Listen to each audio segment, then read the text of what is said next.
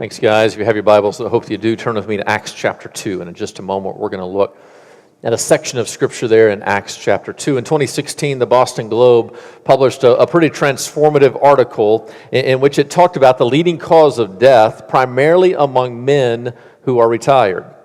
You would think it would be cardiovascular disease, heart attack. You think it might be stroke, it might be cancer. But they made the argument that it's not. That it's loneliness. That the leading indicator to death among men, primarily men who are retired, is loneliness. And they made the argument that men in particular are not really good about relationships, but life kind of takes care of us. We're born into a family, oftentimes, not always, but oftentimes with siblings. We're placed into school with other children where we become friends. As we begin to grow, we get into careers, and those relationships naturally progress into friendships. Maybe we have kids, and then we're in the stands, and we become friends with the parents who are also in the stands, and life just kind of takes care of us, and if life doesn't, our wives tend to.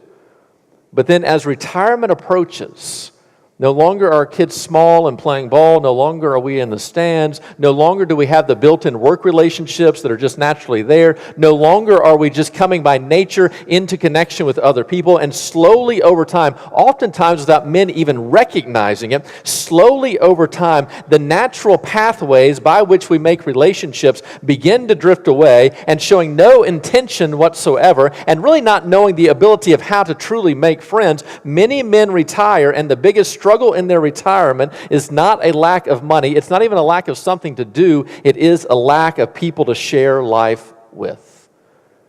And that matches a study in 2015 that Harvard did, a longitudinal study of 75 years to figure out what is the greatest indicator to life satisfaction. Now, Harvard, dealing with some very affluent people, Harvard, dealing with some very socially connected people, said the number one indicator of life satisfaction, of meaning, of value, is not income. It's not socioeconomic class. It's not the ability to travel. It's not houses. It's not cars. It is relationships. And long before those two studies ever came out, God said, it is not good for man to be alone.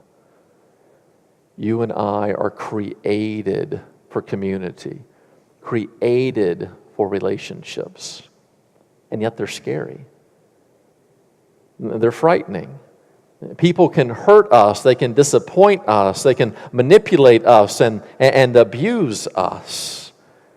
And so fear drives us away from what we need most, which is the connection with others. And yet it's not good for us to be alone, and we recognize that we don't do very well alone. Just the very concept of loneliness begins to explain to us that we need other people. And while love would drive us in the direction of relationships, fear prevents that from happening, and yet we don't want to be all alone. And so instead, fear drives us away from connecting with other people, and fear now drives us to a connection with things, with materialism. Believing to ourselves that if we can surround ourselves with enough things, that will begin to fill the hole within our own soul. And so the home of the afraid, that is so concerned about safety that it can't show vulnerability with other people. The home of the afraid that is so concerned with appearances that it can't present the true persona of who we are lest we be taken advantage of. The home of the afraid that is so concerned with the power that it really struggles to submit to be in a relationship with other people. The home of the afraid, now driven by fear, turns toward material things in order to connect with us. And yet material things were never meant to satisfy in any way. And they do for a moment, they do for a second. And yet over time, the wall of materialism doesn't dissipate our fears. Instead, it traps us in the midst of them.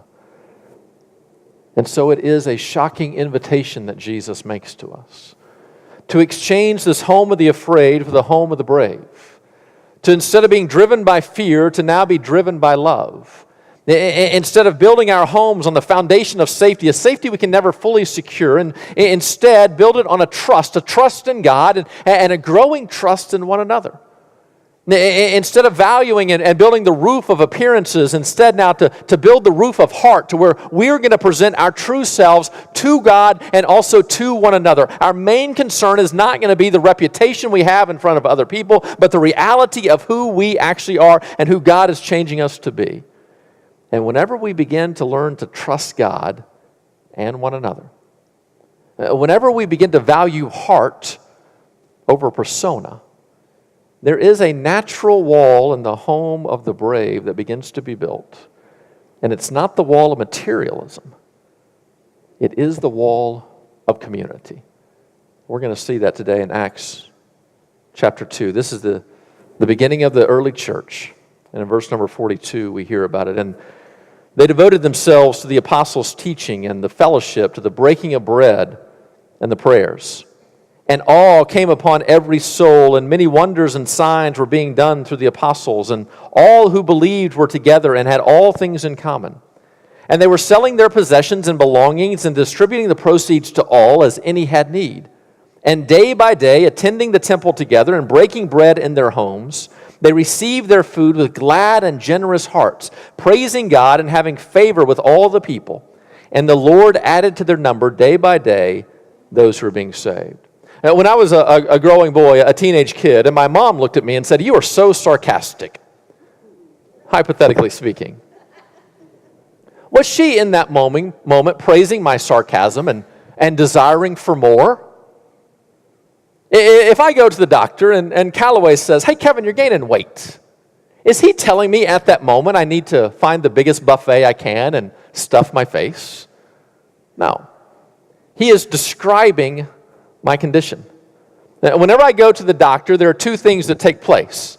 There is a description of what is going on and a prescription of what I'm supposed to do about it. And when Callaway says, "Hey, you're gaining weight," and I say, "Well, you ain't that thin yourself," that's the sarcasm. When Callaway says, "Hey, you're gaining weight," he is describing the condition. Whenever he says you need to cut back the calories, or if you're sick, you need to take this antibiotic, he is prescribing what I need to do. One of the biggest issues whenever it comes to reading the Bible and biblical interpretation is this issue of description versus prescription. If we don't know about it, if we're not very careful about it, we won't realize that there are times in which the Bible is just describing things. It's not necessarily saying this is good or bad. Over time, we can begin to figure it out. It is just a description of what is actually taking place. And sometimes it is describing things in order to show us, hey, this was really good. You might want to mimic this. Sometimes it's describing things to say, hey, this was really bad. You don't want to do this in any way. Most of the Old Testament is not prescription. Most of the Old Testament is simply description. Here's how things were going. And in order to figure out was that good or bad, you begin to have to look at what were the ramifications of that, what happened in the long-term effects. And yet whenever we don't know the difference between description and prescription, we can take the Bible and greatly misunderstand it. And so people will often say on the whole debate about marriage, well, look at all the different types of marriages you had in the Old Testament. I mean, men were taking concubines. We can't trust the Bible when it comes to marriage. Well, yeah, it's just describing those things. Look at how it turned out for those men. It wasn't good. But that is not a biblical prescription of how to take place and how to do marriage today. And that is a biblical description. And we look at their lives and do we want to mimic that in any way? In Acts chapter 2, we get a description of the early church. So Jesus has come, he's died, he's risen again, he's taught the disciples, he ascended into heaven, he told them to go to Jerusalem and wait. The Holy Spirit came upon them, and now this great work is taking place in the lives of the early church. And miracles are happening, and all these things are happening. And we now get this beautiful description of what it looked like there in the early church.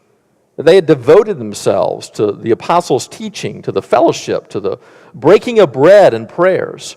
And all had come over every soul, and they were all together. They had all things in common, verse 45. And they were selling their possessions and belongings and distributing the proceeds to all as any had need. Verse 46. Day by day they were attending the temple together and breaking bread in the homes. There's this description of what is taking place. But at no point in here is the Bible commanding us to do it just this way. And aren't you glad you don't have to come to temple tomorrow? I mean, we'll be here. You're more than welcome. But you don't have to. Aren't you glad that there's no direct command in here to say that you have to sell everything you have and give to others? Now, he might be commanding some of us to do that, calling some of us to do that, but that's just a general description of what is taking place. And yet, what is it that's in here that we can take as now prescriptive for us? So there's a description that was just true of them. We don't have to do it this way, but what can we now say is prescriptive for us? Well, in this text, just by itself, there's really nothing. If this was the only text that we had regarding the church itself, we couldn't take anything and say, now we are commanded and we have to do this. Now, thankfully, the rest of the New Testament begins to tell us, because there are other places where we are given prescriptive commands, where the biblical writer takes out his official pad and says, here's exactly what you're supposed to do. And we can look back into Acts chapter 2 and see some of the things that are there. Just this idea in verse 42, and they devoted themselves to the apostles' teaching, to the fellowship, the breaking of bread, and the prayers. In other places in the biblical writ, that becomes a prescription for the early church. And if we had to narrow down Acts chapter 2 into what it is that we're actually supposed to do, what is commanded by God that we're supposed to do, we have to do this. Now, how we do it can be debated, but we have to do this. Basically, every church that now wants to follow Jesus is now being obedient to the teaching and the community. The teaching, the unique teaching of the gospel of Jesus Christ. Without that, you don't have a church. If you just have a community of people, you now have a social club of some sort. You now have relationships. But for it to be about Jesus, for it to be about the church, now the teaching has to have a central role to it. Every year, people are asking that we would cancel a Sunday morning service for a variety of things. They want us involved maybe in the marathon downtown, maybe involved in the music festival of what's going on downtown. Maybe there's big tournaments that are going in. Hey, can you cancel church and you come and serve? Or there's a great need that's taking place. Hey, why don't y'all cancel church and go serve? And service is a great thing. And service should be something that defines us and defines who we are. We should always be about service. But the reason that we never cancel a Sunday morning in order to do one of these very good things is because it comes from a misunderstanding of what the church is all about. The church has a unique teaching role. Anybody can serve, and we should be a part of that anybody. And the reason that we serve should be radically different than the reason many people serve, because we're serving in order to glorify God. But the church has a teaching role to it, that whenever we begin to ignore the teaching role, whenever we turn church just into a community, just into relationships, we are stripping away the very identity of who Jesus called us to be. We are centered around the gospel. That is called good news. For us to proclaim that good news, we have to understand that good news. And a central role of the church is the teaching. But it can't be teaching alone.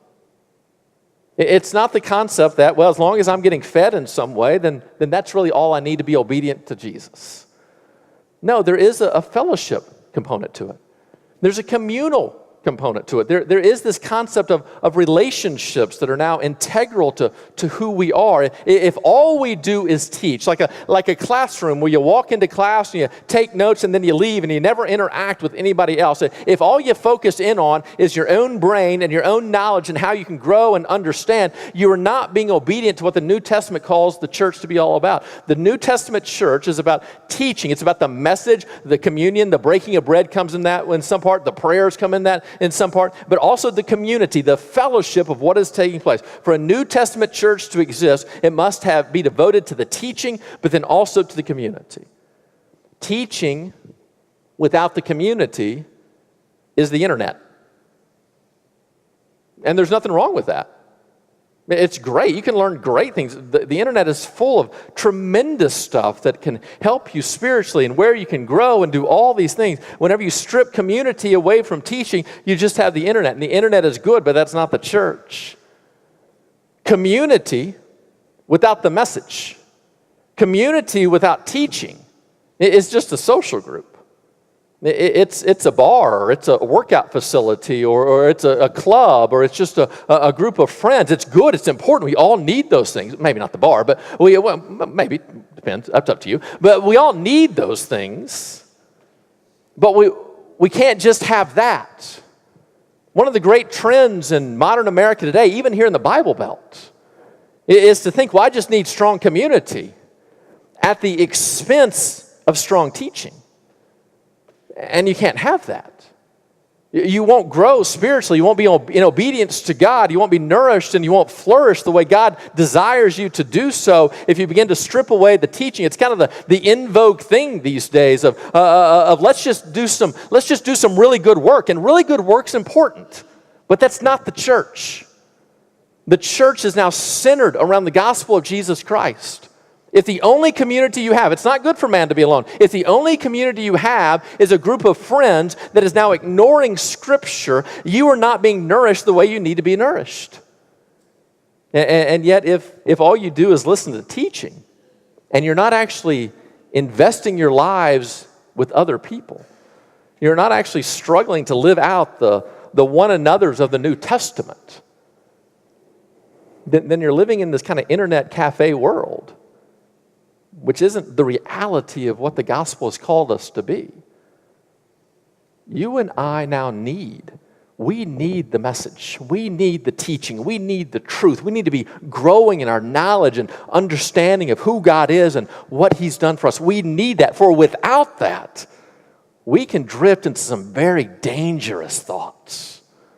And in this society, they will sound really good, but they will be foreign to Christianity. And we need other people. We can't just live in this isolation of I'm going to grow within my own mind. For you and I cannot fully understand the gospel apart from living out their commands with one another in the devoted relationships where struggles and temptations take place and frustrations take place. One of my greatest frustrations as a pastor is the only way for us to really understand the teaching is to live it out in community. And yet the very moment we tend to have the opportunity to learn, when frustrations happen, when disagreements take place, when there are rubs of some sort, in that moment we are not devoted to one another. And it's in that very moment where we get to learn, what does the Bible say about these frustrations? But so often in this culture, instead of figuring that out, people just switch churches. Well, there's no devotion. And without any devotion, what's really happening is you're really not learning the gospel in any way. You know that church is supposed to be frustrating at times? There's supposed to be rubs and tensions and misunderstandings and miscommunications, and all the frustrations are supposed to be there.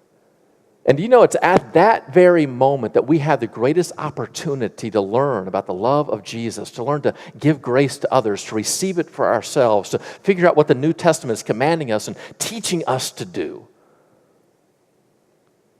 But it scares us. It makes us nervous to be vulnerable in those moments, to have to confess that I'm hurt, to have to confess that I'm upset, I'm frustrated, to have to confess that I messed up, to have to seek forgiveness, to have to give forgiveness. We're terrified about all of that. And because fear runs us, and because we've been injured so bad in the past, we run from those things. And so it shouldn't surprise us in any way that we are tempted now. We are tempted to find teaching of Christianity all on our own. Just find somebody that's really good on the internet that I can just listen to throughout the work week, and I really don't have to worship together with other people. I want to find teaching on my own, and then I want to find communities that really aren't focused on the gospel, communities that look like me, that act like me, that think like me, that really don't challenge me in any way, that can support me in every way. And we think to ourselves, because I'm getting teaching and because I'm getting community, I'm in line and I'm an obedient Christian. That's not the case. You have to have these communities that are surrounded by the gospel.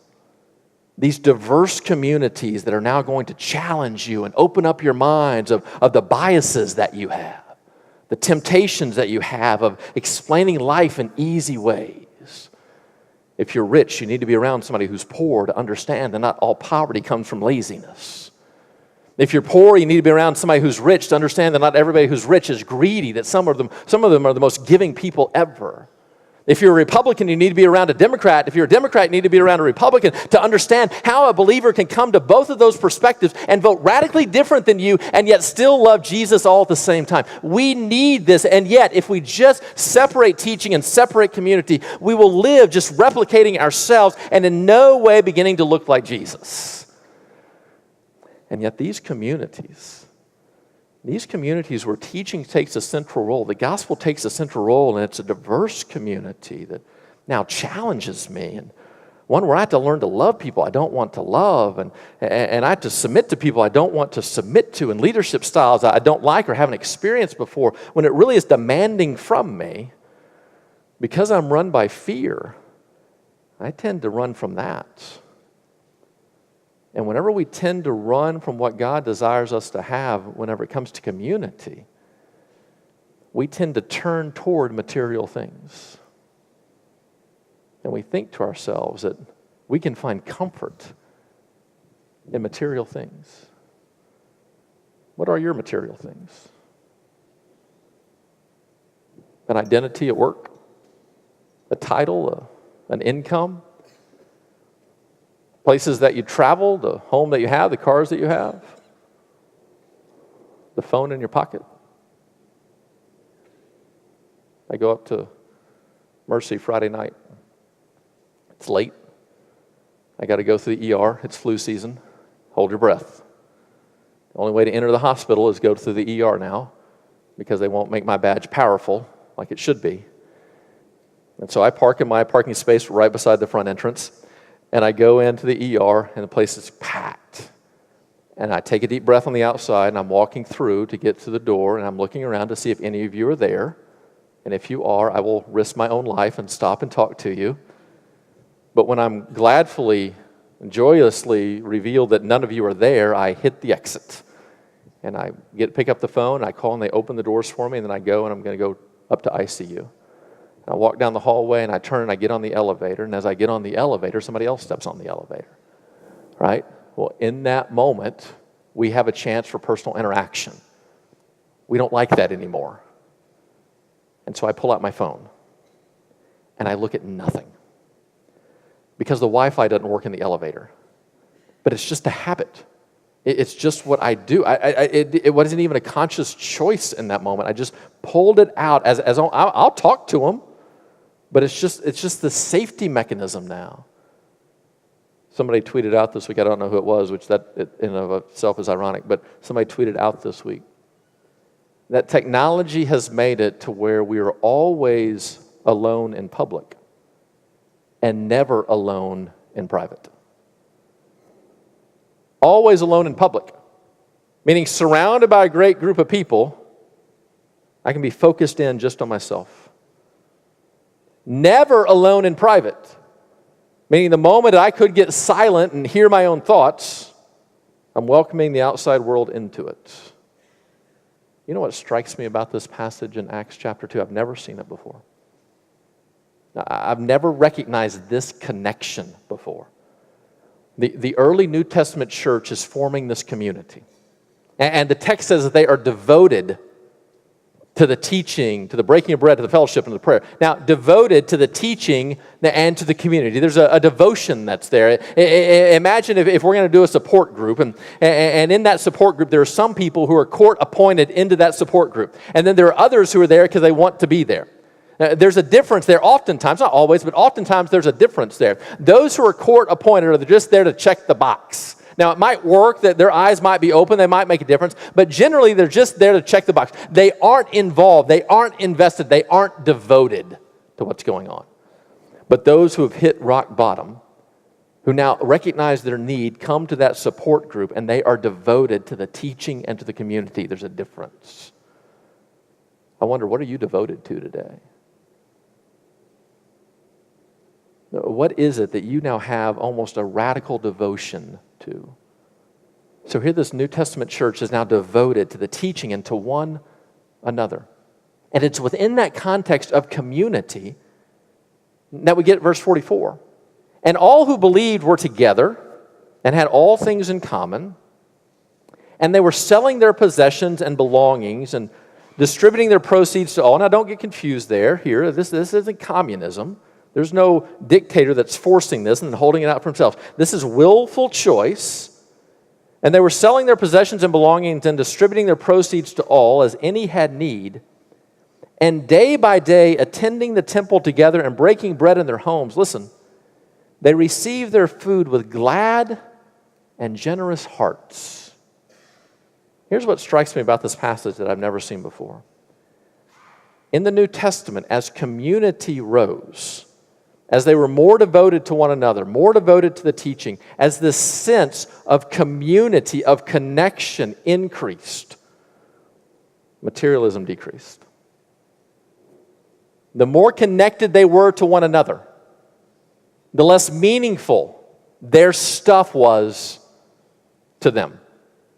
The more connected they were with one another, when one in the group was suffering, if they had something that could take care of that need, the relationship far outweighed the physical thing, the material thing, and they were willing in that moment to give up the material stuff because the relationship was of more importance to them. But notice this. This is true in our own lives. As community decreases, materialism increases. As we become more and more disconnected from each other, more compassionate and concerned with one another, as we become less important in each other's lives, our things become more and more important.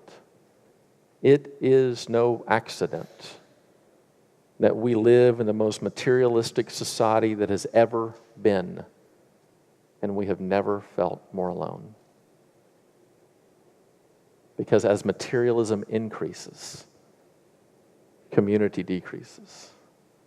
And so what is the antidote to materialism? What is it that can now save our souls? What is the biblical prescription now to save us? It is that we devote ourselves now in the context of biblical community. Of relationships now that are centered around the teachings of Christ,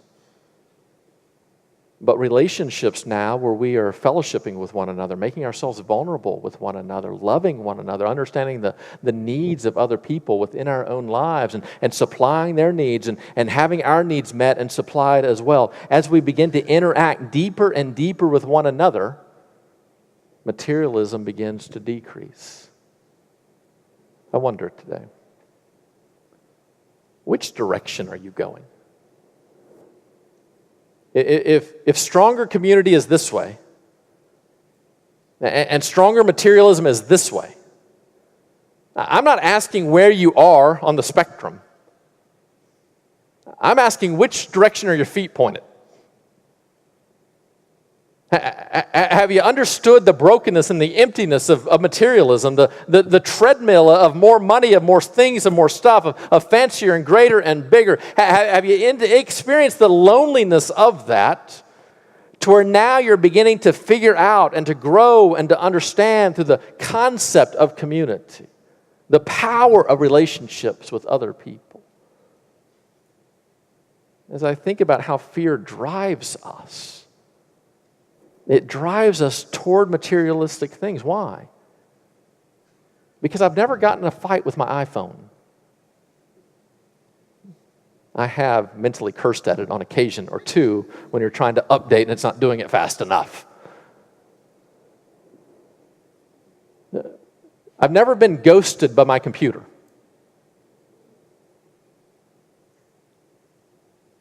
I've never felt vulnerable with my TV. And so fear drives us toward these materialistic things. And we think that they will keep us safe. We think we can keep up the appearance of everything that's going right. And when safety is our main foundation and appearance is a main roof, it makes perfect sense that what connects into that is materialism. And it just doesn't work. And yet, whenever we begin to trust Jesus, we trust Him that He said for us it's not good for man to be alone. And notice that came before sin entered the world. It's not that God created Adam, sin entered the world, and God then said, oh, well, now it's not good for man to be alone. He's a sinner. From the very get-go of who we were created to be, we were created to be in relationship with other people. And the moment we begin to trust God that this is who I am, that I need these relationships just as much as I need air, just as much as I need food, just as much as I need water. Now, we might have differences in the midst of all that. You might need more people than I need, but we all need somebody. And the more I begin to trust God, the more I begin to lay my heart out on the table. For the heart is what I'm pursuing after, the reality of who I actually am. And as I live in trust and as I live in heart, it makes no accident what connects in that moment is true community.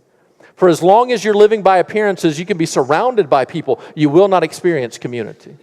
For as long as you're living as safety as your ultimate goal, relationships are far too risky for you. You're going to have to present a vulnerable heart. But the moment you begin to trust God and pursue and honor and value hearts, you can begin to draw into relationships with others. Which direction are you headed? One of the great gifts of the church is that you can begin to form relationships that are centered around Christ with these diverse communities, and you can begin to experience love, real love, not just what you can bring to the table, but a true hope in being loved and also in loving.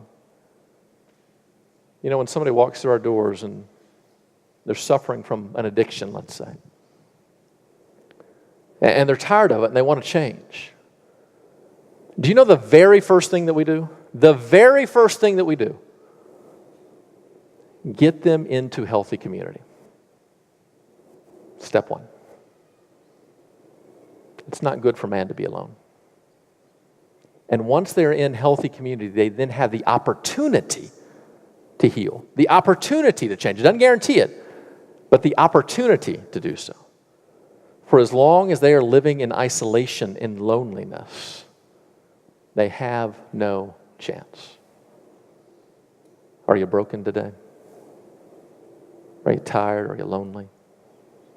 Are you addicted to things other than Jesus? The very first step for you is to come into the presence of healthy community. Notice, Jesus dying on the cross. Now literally stripped of all material things. And in those last moments, what are some of the very last things that he does? He says, "Woman, behold your son. Son, behold your mother." He creates a community now that because he's going to be absent, he creates a community to take care of some of those that he loves. He turns to the sinner on the cross and he says, "Today you will be with me in paradise." He commits a community for that person. And even as he dies, he makes a way for me and you to have a relationship with him, and having a relationship with him to then have a relationship with one another. Jesus dying on the cross, as materialism could not have gotten any lower, valued community above all other things. And so should we.